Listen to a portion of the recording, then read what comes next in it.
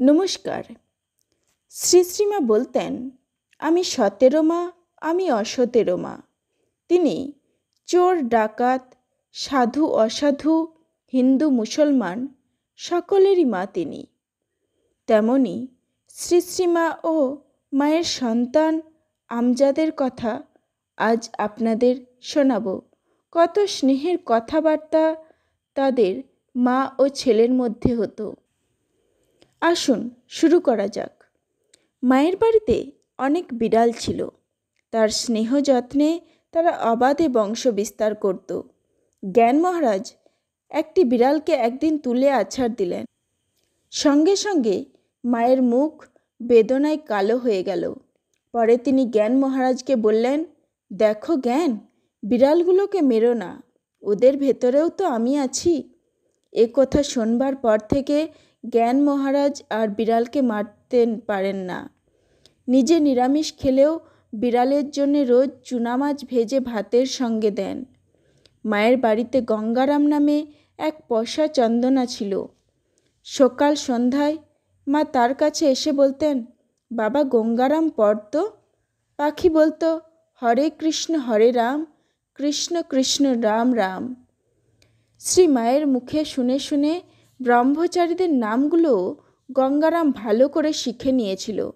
মাঝে মাঝে সে ডেকে উঠত, মা, ও মা।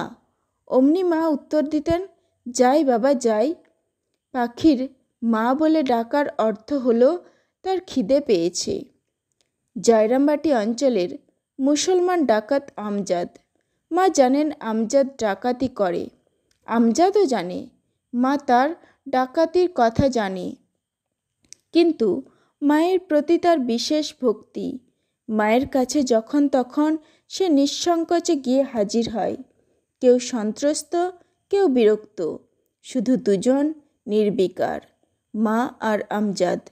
একবার জেল থেকে ছাড়া পেয়েই আমজাদ বাড়ি ফিরে দেখল গাছে খুব ভালো লাউ হয়েছে। অমনি এক ঝুড়ি লাউ নিয়ে সে জয়রামবাটিতে মায়ের কাছে এসে হাজির হলো। মা বললেন, অনেক দিন ভাবছিলুম তুমি আসনি কেন, কোথায় ছিলে? আমজাদ বিনা দ্বিধায় বলল, গরু চুরির দায়ে ধরা পড়েছিল, তাই সে আসতে পারেনি। মা সেসবে কান না দিয়ে সহানুভূতির সুরে বললেন, তাই তো ভাবছিলুম আমজাদ আসে না কেন। তারপর তার সঙ্গে সস্নেহে কথা বলতে লাগলেন।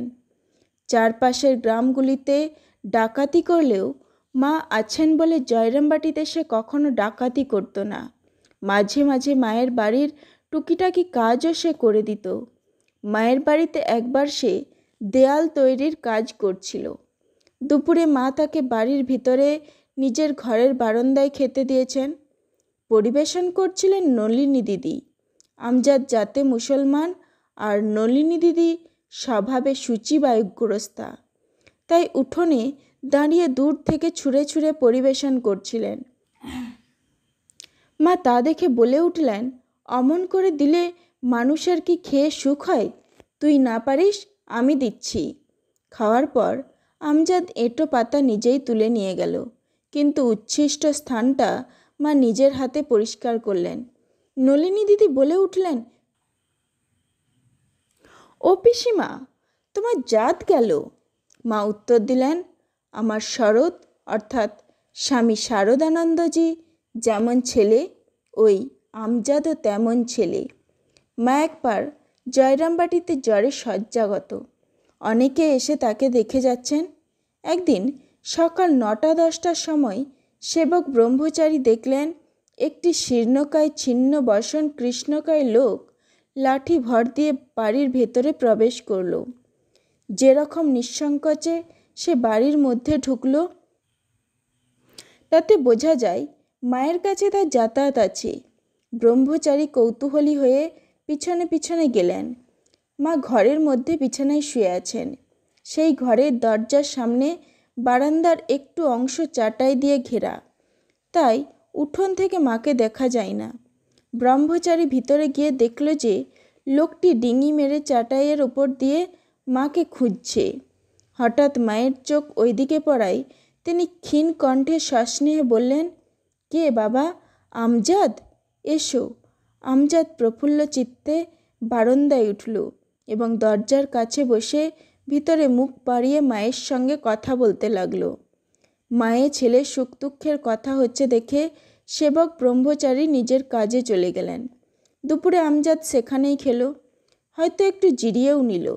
বিকালে যখন সে বাড়ি ফিরছে, ব্রহ্মচারী দেখলেন আমজাদের সম্পূর্ণ আলাদা চেহারা। সে স্নান করেছে, গায়ে মাথায় তেল মেখেছে, সেই রুক্ষ অপরিচ্ছন্ন চেহারা নেই। পেট ভরে খেয়ে পান চিবোতে চিবোতে সে চলছে, মুখে তৃপ্তির হাসি।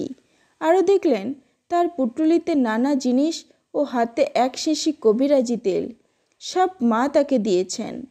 মা ব্রহ্মচারীর পরে বললেন, গরম ওষুধ খেয়ে আমজাদের মাথা গরম হয়েছে, রাত্রে ঘুম হয় না। অনেক দিন ধরে এক শিশি নারায়ণ তেল পড়েছিল, তাকে দিয়েছি, মাখলে মাথা ঠান্ডা হবে, খুব ভালো তেল।